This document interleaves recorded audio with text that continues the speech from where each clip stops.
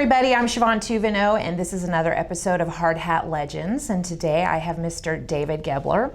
And tell me who you're with. I'm with Complete Electric. Okay, awesome. So we're just going to go ahead and get started and jump right in.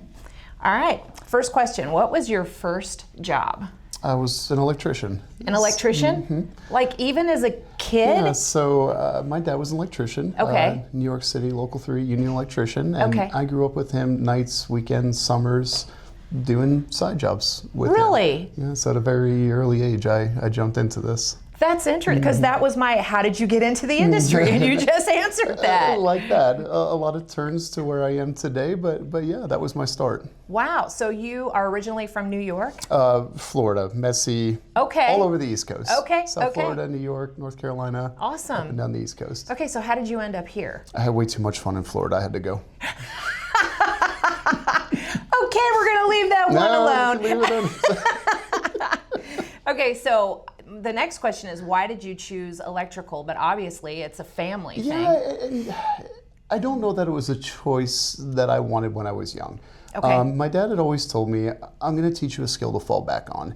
If life takes some turns and you don't have a career or a job and you need something, I want you to have a skill. Okay. And ultimately, that's what wound up happening. So if you weren't doing electrical, what do you think you would be doing? I have no clue. You didn't even think about it? You know, as a child, I don't know that I had those thoughts of what I wanted to be when I grew up. I very much lived in the moment and had fun and enjoyed the day, and I didn't think a whole lot about the Okay. future. All right. So it's always been electrical. That's all I've ever known. Okay, that's interesting. So, Now, how has your career progressed as you got started?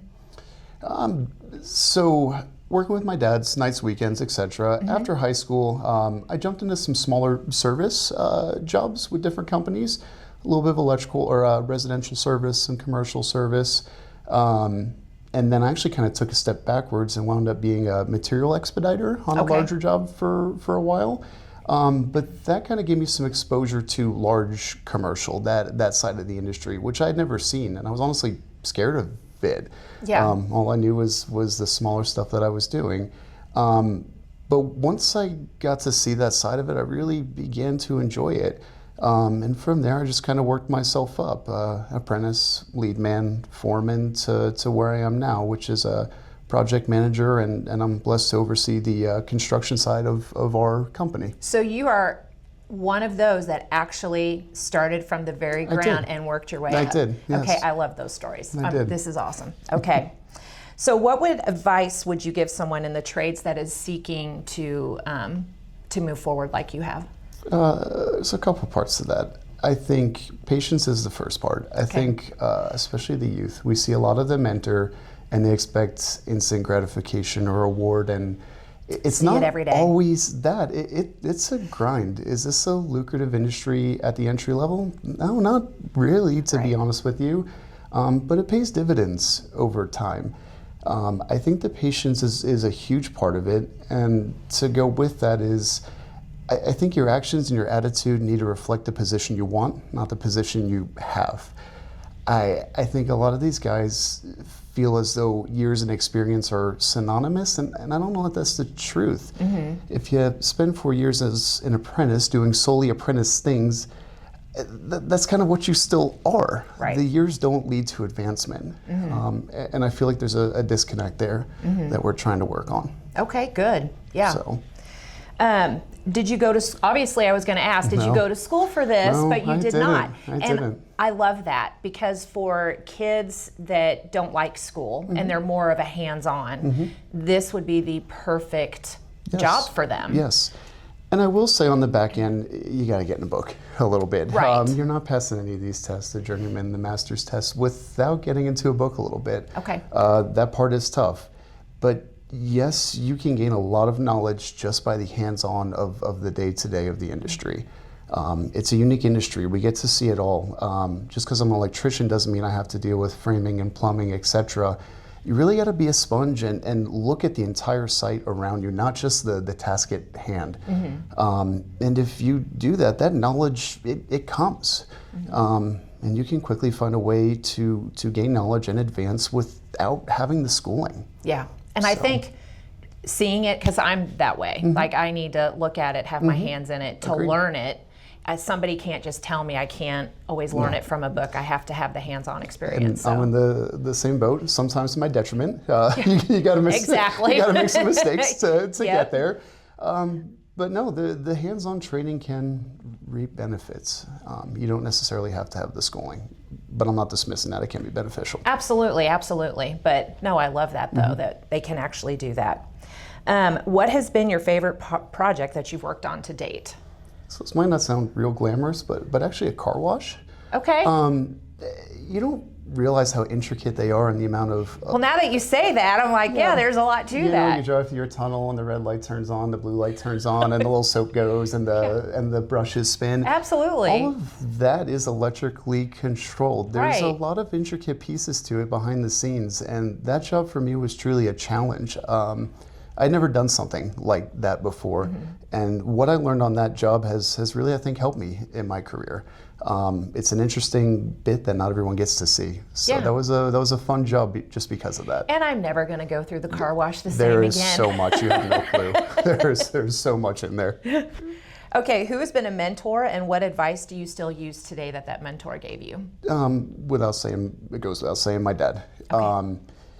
You know, from him, I didn't just learn the skills. He was also a foreman, and I think more than just what I've learned in the trade from him, it's kind of some life lessons that have came with it.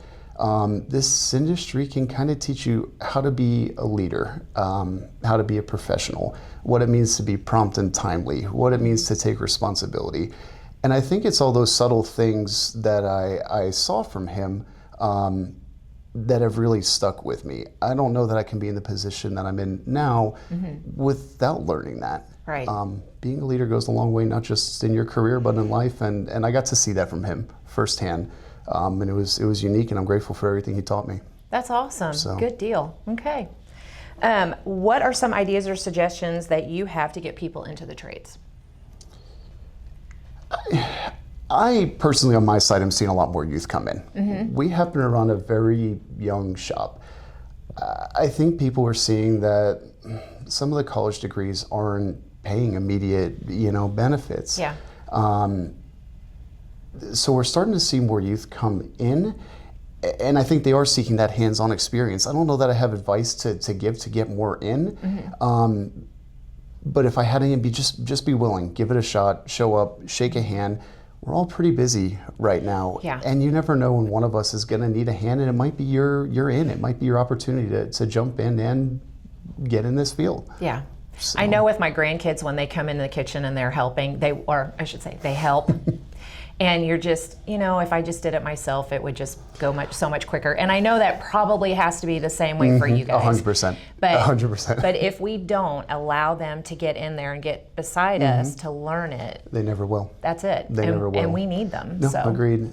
I feel like we've given a lot of those opportunities lately. Like I said, we have a young shop, and they've been performing very well. I'm very proud and impressed with the youth that we have. That's awesome. That's good to hear, because we don't always get those positive stories on us. So No, yay! No, I've been grateful for it. Good. So.